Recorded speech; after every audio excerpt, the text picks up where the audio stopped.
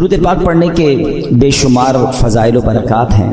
بہت ہی خوبصورت کتاب مکتبۃ المدینہ کی 40 اطار، اس کی دوسری قسط صفحہ نمبر 11 میں حدیث پاک نمبر 11 ہے، من صلی علی او سأل لی الوسیلۃ حقت علیہ شفاعتی یوم القیامہ۔ میرے آقا فرماتے ہیں جس نے مجھ پر درود شریف پڑھا یا اللہ پاک کی بارگاہ میں میرے لیے وسیلے کی دعا کی، قیامت کے دن اس پر میری شفاعت ثابت ہو گئی۔ تو درود پاک پڑھنا یہ شفاعت مصطفیٰ صلی اللہ علیہ وسلم حاصل کرنے کا بڑا پیارا طریقہ ہے۔ محبت کے ساتھ با آواز بلند درود پاک پڑھ لیں، صلو علی الحبیب صلی اللہ تعالی علی محمد صلی اللہ علیہ وسلم۔ الحمدللہ ہماری کوشش ہوتی ہے ہم قرآن مجید فرقان حمید کی خوبصورت پیاری آیتوں کو سمجھیں، تلاوت کریں، اس کی تفسیر جانیں اور قرآن کی باتیں کریں۔ آج ایک بنی اسرائیل کی عجیب و غریب بیماری کا ذکر سنیں گے۔ اللہ نے قرآن مجید میں اس کو بیان کیا اور بدقسمتی سے وہ بیماری، وہ ڈیزیز آج ہمارے درمیان بھی پائی جاتی ہے۔ تو یوں سمجھیے کہ یہ ہمارے لیے بھی بڑی ریلیونٹ ہے، ہمیں بھی بہت غور سے اس کو سننا ہے کہ کہیں ہم میں سے کسی کے اندر یہ بری بیماری نہ لگ جائے۔ اور یہ بیماری ان کو کیوں لگی، قرآن نے اسے بھی بیان کیا۔ اللہ کریم قرآن مجید میں ارشاد فرماتا ہے، پارہ نمبر 1 ہے، سورہ بقرہ آیت نمبر 74۔ ارشاد ہوتا ہے، بسم اللہ الرحمن الرحیم، ثم قست قلوبکم من بعد ذلك فهي كالحجارة او اشد قسوة وان من الحجارة لما يتفجر منه الانهار وان منها لما يشقق فيخرج منه الماء وان منها لما يهبط من خشية الله وما الله بغافل عما تعملون۔ اب اس آیت کا ترجمہ کیا ہے؟ آسان ترجمہ قرآن کنز العرفان۔ پھر اس کے بعد تمہارے دل سخت ہو گئے تو وہ پتھروں کی طرح ہیں، بلکہ اس سے بھی زیادہ سخت ہو گئے۔ اور پتھروں میں کچھ تو وہ ہیں جن سے ندیاں بہہ نکلتی ہیں، اور کچھ وہ ہیں کہ جب پھٹ جاتے ہیں تو ان سے پانی نکلتا، اور کچھ وہ ہیں جو اللہ کے ڈر سے گر پڑتے ہیں، اور اللہ تمہارے اعمال سے ہرگز بے خبر نہیں۔ یہ جو آخری آیت کا حصہ ہے نا، یہ تو سمجھ لیں یہاں لکھا ہونا چاہیے۔ کیا فرمایا؟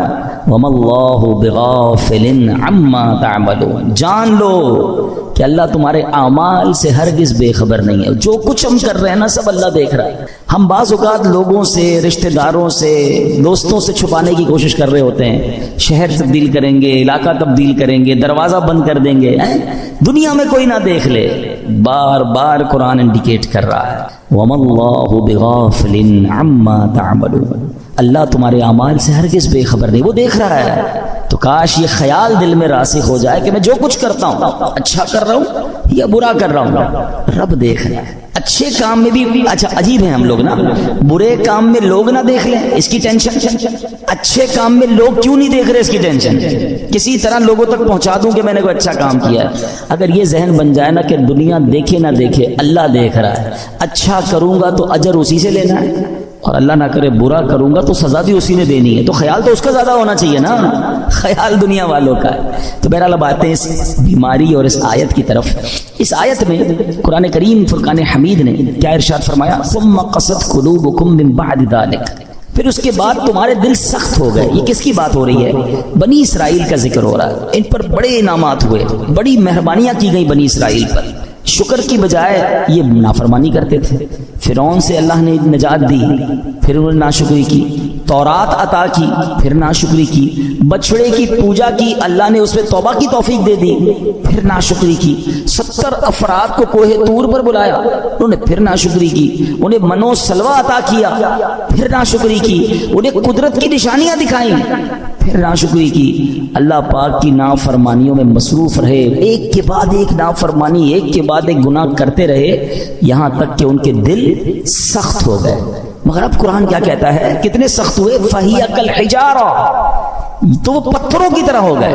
اب پتھر کتنا سخت ہوتا ہے سمجھیے گا، یاد رکھیے سختی کی اور بھی چیزیں ہوتی ہیں۔ لوہا بڑا سخت ہوتا ہے، لکڑی بڑی سخت ہوتی ہے، مگر لوہا آگ سے نرم ہو جاتا ہے، لکڑی پانی سے نرم ہو جاتی ہے، مگر پتھر کتنا سخت ہوتا ہے، گرمائش پہ پگھلتا ہے۔ ہتھوڑے مار مار کے اس کا برادہ تو کر سکتے ہیں، چورا چورا کر سکتے ہیں، مگر نرم نہیں کر سکتے۔ تو قرآن نے مثال کیا دی کہ دل پتھر سے سخت ہو گئے. اچھا پھر کہا او اشد قسوہ، پتھر سے بھی زیادہ سخت ہو گئے.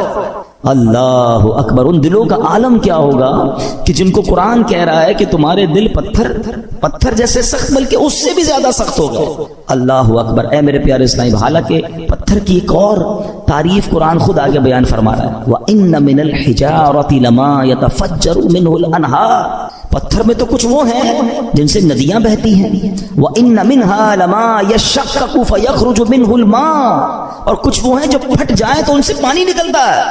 وَإِنَّ مِنْهَا لَمَا يَهْبِطُ مِنْ خَشْيَةِ اللَّهِ. اور کچھ وہ ہیں جو اللہ کے ڈر سے گر پڑتے ہیں، یعنی پتھر بھی اللہ کا خوف کرتے ہیں. پھر فرمایا وَمَا اللَّهُ بِغَافِلٍ عَمَّا تَعْمَلُونَ. اور اللہ تمہارے اعمال سے ہرگز بے خبر نہیں. اب یہاں بڑی یونیک معلومات اسٹونز کے بارے میں، پتھر کے بارے میں قرآن نے کیا فرمایا؟ پتھر چاہے کتنے سخت ہوں اللہ کے نافرمان نہیں ہوتے، یہ بھی پھوٹ پڑتے ہیں، ان سے بھی چشمے جاری ہوتے ہیں. خوف خدا کے سبب بڑی بڑی چٹانیں، بڑے بڑے پتھر لڑک جاتے ہیں.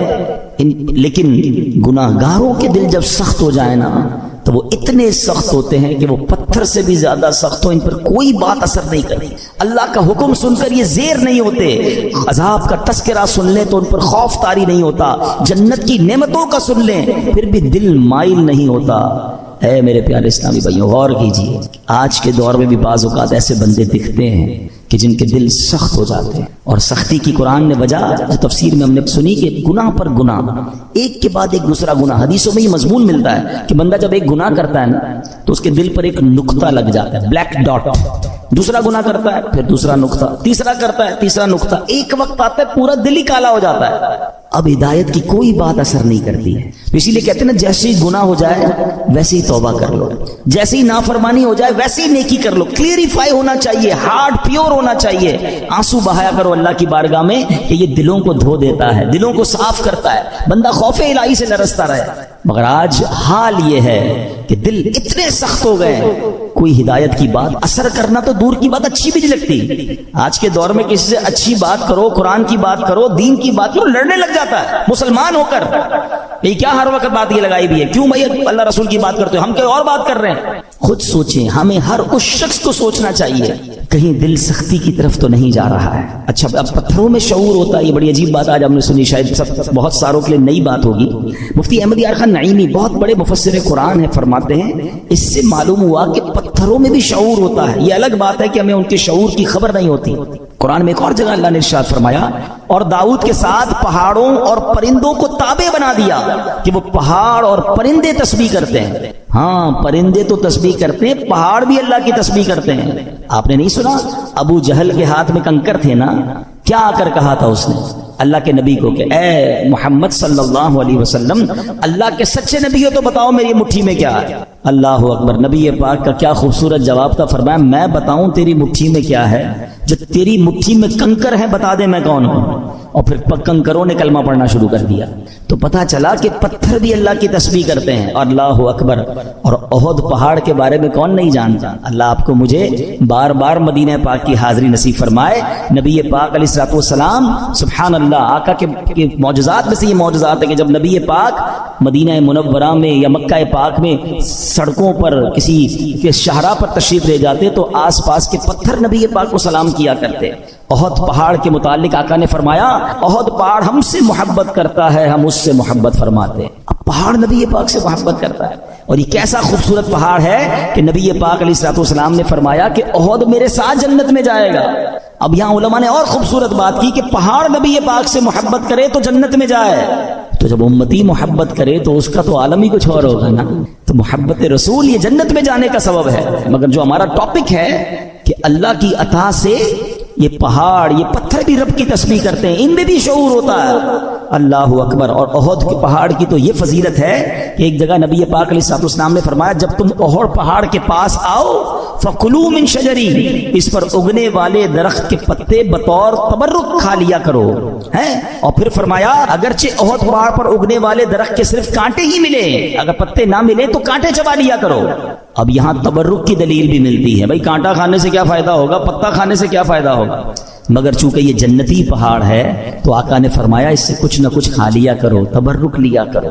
اب پہاڑ مبارک کیسے ہو گیا کہ یہ پہاڑ نبی پاک سے محبت کرنے والا ہے۔ تو ہم دوبارہ آتے ہیں پیارے اسلامی بھائیوں کہ ایک تو ہم نے یہ سنا قرآن کہتا ہے کہ کچھ پہاڑ پھٹ پڑتے ہیں، کچھ میں سے نہریں جاری ہوتی ہیں، کچھ سے پانی جاری ہوتی ہے، کچھ خوف خدا سے گر پڑتے ہیں۔ ایک بار امام ابو القاسم قشیری رحمۃ اللہ تعالی لکھتے ہیں کہ اللہ پاک کے ایک نبی کہیں سے گزر رہے تھے، آپ نے ایک چھوٹا سا پتھر دیکھا، مگر اس چھوٹے سے پتھر سے مسلسل پانی بہ رہا تھا۔ آپ بڑے حیران ہوئے، اللہ پاک نے اس پتھر کو بولنے کی طاقت عطا فرمائی، اور پتھر کہتا ہے کہ اے اللہ پاک کے نبی، جب سے میں نے سنا ہے معلوم ہوا ہے کہ جہنم کا ایندھن آدمی اور پتھر ہیں۔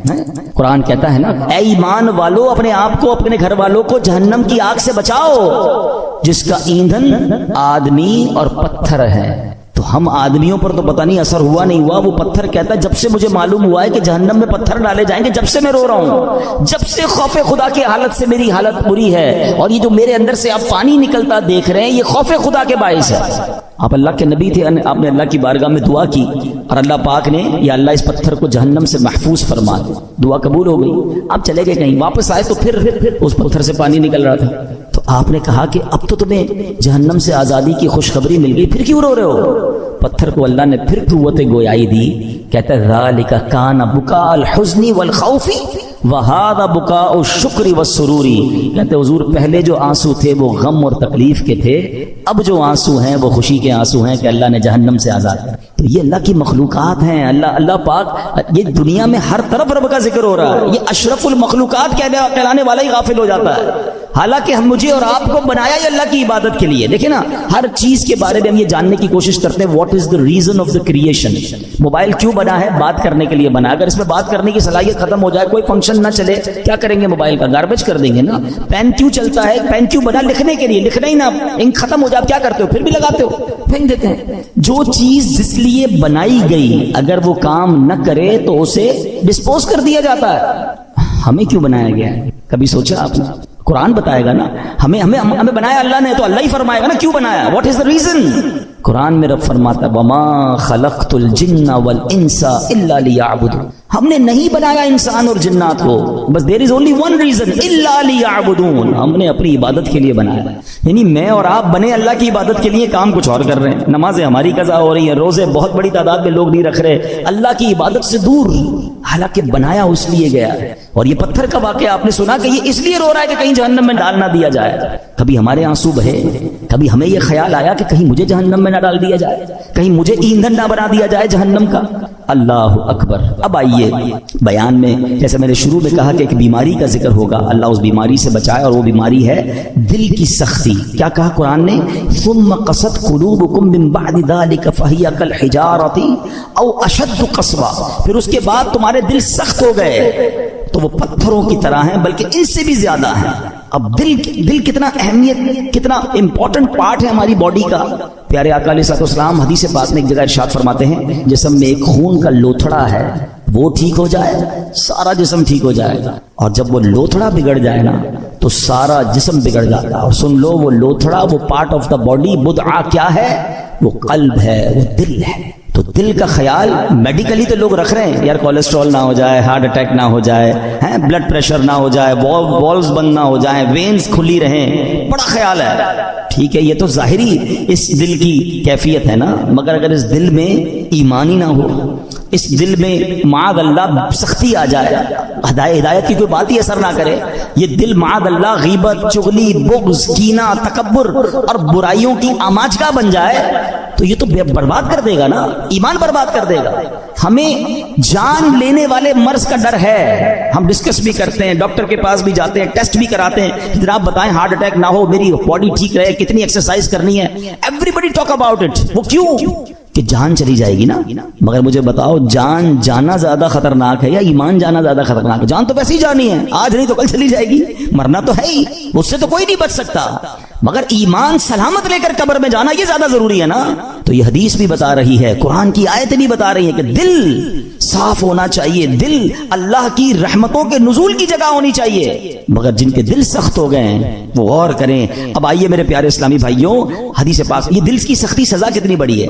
اللہ کے نبی علیہ الصلوۃ والسلام فرماتے، ترمذی شریف کی حدیث ہے، ان ابعد الناس من اللہ قلب القاسی، فرماتے سخت دل والا سب سے بڑھ کر اللہ سے دور ہے۔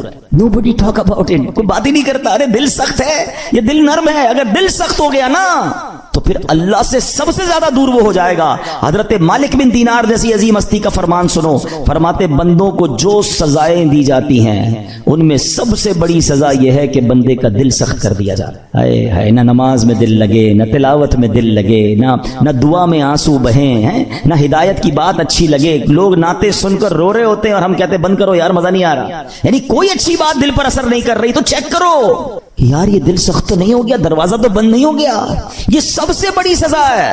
حضرت مالک بن دینار کہتے ہیں بندے کو جو سب سے بڑی سزا دی جاتی ہے وہ اس کا دل سخت ہو جاتا ہے۔ کسی مسلمان کو تکلیف میں دیکھ کر ہمیں تکلیف محسوس کیوں نہیں ہو رہی ہے؟ کوئی بیچارہ غریب پریشان ہے، اس کو دیکھ کر مجھے فیل کیوں نہیں ہو رہا؟ اگر ہو رہا ہے اللہ کا شکر ادا کریں، اگر مسجد میں آنے کو جی چاہتا ہے اللہ کا شکر ادا کریں، اور مسجد میں آ کر بھاگنے کو جی چاہتا ہے there is something wrong in your heart، اس سے بڑھ کر رحمتوں والی جگہ کون سی ہے؟ ہونا کیا چاہیے؟ اللہ کے گھر میں آؤ تو پیس، سکون، مزہ آ جائے، مگر کچھ لوگ مسجد میں آ کر بھی بے چین، آخر میں آئیں گے سب سے پہلے جانے کی کریں گے۔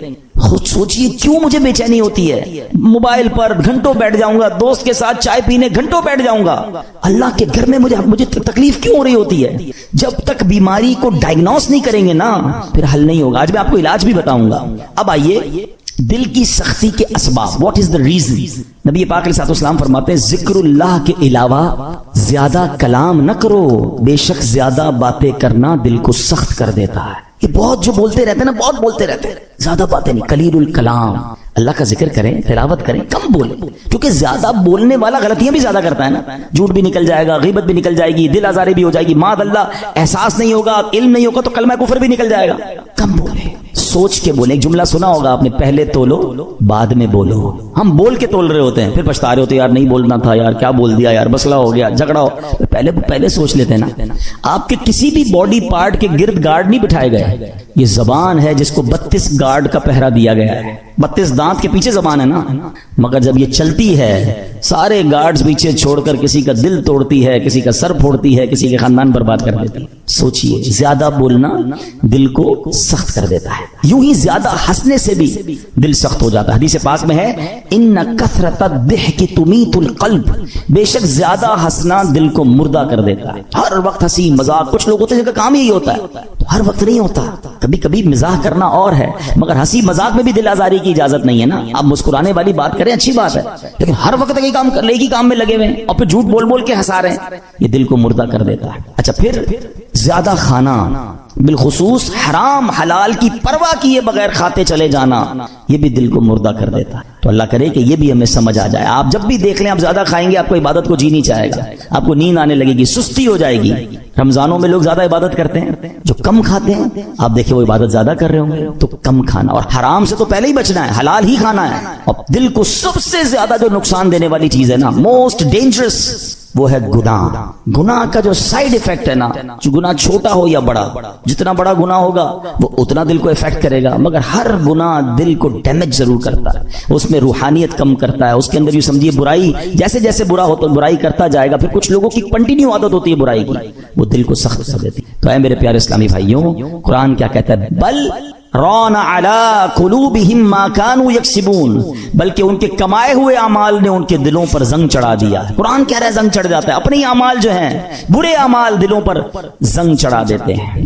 اب یہ تو ہو رہا ہے، ہم تو کر رہے ہیں، حل کیا ہے؟ دل صاف کیسے ہوگا، دل نرم کیسے ہوگا؟ آئیے آج اس کا نسخہ بھی لے لیجیے، اور وہ بھی انشاءاللہ حدیث پاک سے ہی پیش کروں گا۔ اللہ کے نبی علیہ الصلوۃ والسلام فرماتے ہیں کہ بے شک جیسے لوہے پر زنگ چڑھتا ہے ایسے ہی دل بھی زنگ آلود ہو جاتے ہیں۔ عرض کی گئی یا رسول اللہ صلی اللہ تعالی علیہ وسلم دل کے زنگ کا علاج کیا ہے؟ ارشاد فرمایا موت کو کثرت سے یاد کرنا اور ذکر اللہ کی کثرت کرنا۔ اللہ کا ذکر یہ دل کا زنگ دور کرتا ہے۔ तिलावत कुरान ये दिल का जंग दूर। आपको कभी कभी मजा नहीं आएगा, ये भी मैं आपको बता देता हूँ, पहले से बता देता हूँ कि जिसके दिल में प्रॉब्लम होती है ना, वो जैसे ही जिक्रुल्लाह करेगा उसको नींद आने लगेगी, तिलावत करेगा बोरियत शुरू हो जाएगी, मस्जिद में आएगा टेंशन शुरू हो जाएगी। अब आपको मैं एक फॉर्मूला दे देता हूँ, पहले जहन बना ले कि मुझे दिल साफ करना है, मुझे गुनाहों का ये जंग उतारना है, मुझे अल्लाह की मारिफत अपने दिल में चाहिए। तो अब हल क्या होगा? अब उसको दुनिया की एग्जाम्पल से समझाता हूँ। मिसाल के तौर पर किसी को बुखार हो जाए हैं और कोई वायरस लग जाए, खाना अच्छा नहीं लगेगा, पानी अच्छा नहीं लगेगा, चाय अच्छी नहीं लगेगी, जूस अच्छा, घर वाले बेचारे सूप बना के देंगे, नहीं खाना है, मुंह कड़वा हो जाता है। आप क्या करते हैं? अच्छा नहीं लगता फिर भी खाते हैं। आपको ये पता है बैक ऑफ द माइंड के थोड़े दिनों की बात है, बल्कि फैमिली अच्छी नहीं लगती, बच्चे अच्छे नहीं लगते। जब बंदा बीमार होता है तो हम बच्चों को घर से तो नहीं निकाल देते, हमें पता है तबीयत मेरी खराब है।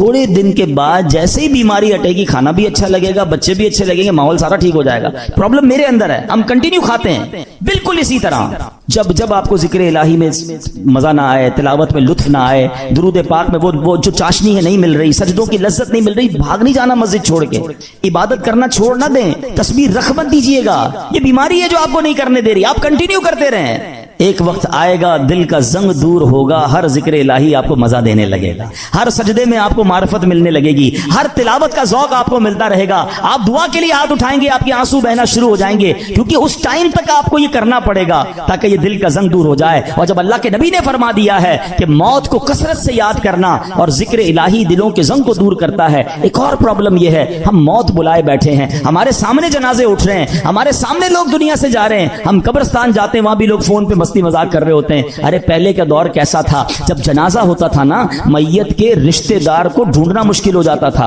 लोग कहते कैसे ढूंढे, सारे ही रो रहे हैं। और सब क्यों रोते थे? उनको मैयत से इतना प्यार नहीं होता था, सबको अपनी मौत याद आती थी। वो कब्रिस्तान देखकर समझ जाते थे कि हमने जाना है, मगर हम मौत भुलाए बैठे हैं। कभी कभी इन चीजों को याद करना चाहिए। आगे सुनिए, एक मर्तबा एक औरत बीबी आयशा सिद्दीका रज़ियल्लाहु तआला अन्हा की खिदमत में हाजिर हुई, दिल की सख्ती की शिकायत की। हजरत आयशा ने फरमाया, अक्सिरी मिन ज़िक्रिल मौत, मौत को कसरत से याद करो। चंद दिन के बाद वो औरत आई और बीबी आयशा का शुक्रिया अदा करती हैं, कहती हैं जब से मैंने मौत को याद करना शुरू किया, ये बात रंग लाई है, मेरी दिल की सख्ती दूर हो गई है। तो काश हमें याद आए, कभी कभी वैसे ही कब्रिस्तान चक्कर लगा लिया करें, दुआ पढ़ने चले जाएं, अंदाजा हो कि देखो कौन कौन चला गया। किसी का बड़ा महल था, किसी का डिफेंस में बंगला था, डिफेंस के कब्रिस्तान ही चले जाएं तो डिफेंस में रहने वाले वहां तदफीन है ना। एक और चीज समझा करें आप, दुनिया में मैं और आप एक सीक्वेंस के जरिए आए।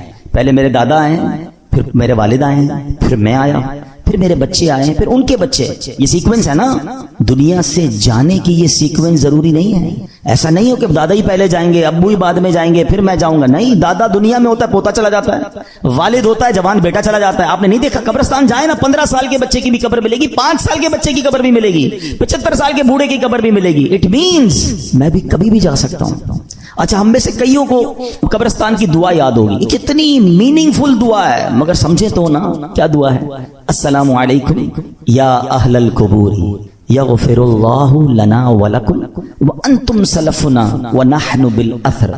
मिशकात शरीफ हदीस की दुआ। प्यारे आका ये दुआ किया करते। माना क्या है? अस्सलामु अलैकुम या अहलल कुबूर, ए कब्र वालों तुम पर सलामती हो। फिर क्या फरमाया? यग़फिरुल्लाहु लना व लकुम, अल्लाह तुम्हारी और हमारी मग़फ़िरत फरमाए। मगर जो अगला जुमला है ना, अंतुम सलफुना व नहनु बिल अथर, तुम पहले चले गए हो, हम बाद में आने वाले। काश ये बात समझ आ जाए कि मेरा ठिकाना वही है, जाना उधर ही है। कौन सी तुर्रम खानी काम आएगी, कौन सा जाहो जलाल काम आएगा, कौन से पैसे काम आएंगे, कौन सी प्रॉपर्टी काम आएगी, सब कुछ इधर रह जाएगा। आमाल काम आएंगे। 2 गज की कब्र है, अरबों पति को भी लट्ठे का कफन है, और फुटपाथ पर मरने वाले को भी वही कफन है। ये मेरा लिबास होगा, ये मेरी कब्र होगी। तो मौत को कसरत से याद करना ये दिल को नरम कर देता है, ये इस दिल की सख्ती को दूर करता है। अल्लाह अकबर। कलमा तैयबा का विर्द करते रहा करो। हाँ, ये भी हम नहीं करते हैं। पढ़े ला इलाहा इल्लल्लाह मुहम्मदुर रसूलुल्लाह सल्लल्लाहु अलैहि वसल्लम। आपको पता है हदीस में क्या फरमाया? अफदलुज जिक्र, सबसे अफजल जिक्र हदीस में पता है क्या फरमाया? ला इलाहा इल्लल्लाह। इसको सबसे अफजल जिक्र कहा गया। अब मैं पूछता नहीं, हाथ नहीं उठाता, अपने दिल से पूछ लो पूरे हफ्ते में कितनी बार कलमा पढ़ा है। यार रोज एक तस्बीह तो कलमे की पढ़ो। मैं एक बुजुर्ग का जुमला, अल्लाह पाक चले नाम बताता हूँ, जन्नत नसीब करे, बड़े प्यारे हमारे अहले सुन्नत के आलिम दीन थे, हमजा अली कादरी साहब हैं रहमतुल्लाह ताला अलैह। उनका एक जुमला मुझे याद रह गया।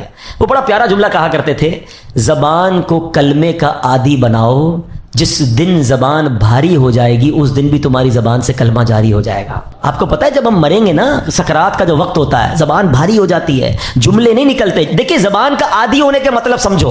مثال دیتا ہوں, موٹر سائیکل پہ, گاڑی میں آپ کہیں جا رہے ہیں, اچانک بریک لگا, سامنے سے کوئی گاڑی آئی اور آپ کی گاڑی نے زور سے بریک لگایا, کیا نکلتا ہے زبان سے؟ اپنے آپ سے پوچھو. کچھ لوگوں کے منہ سے اس وقت گالی نکلتی ہے, ابے کچھ نہ کچھ ایسا گندا نکلتا ہے, برا نکلتا ہے.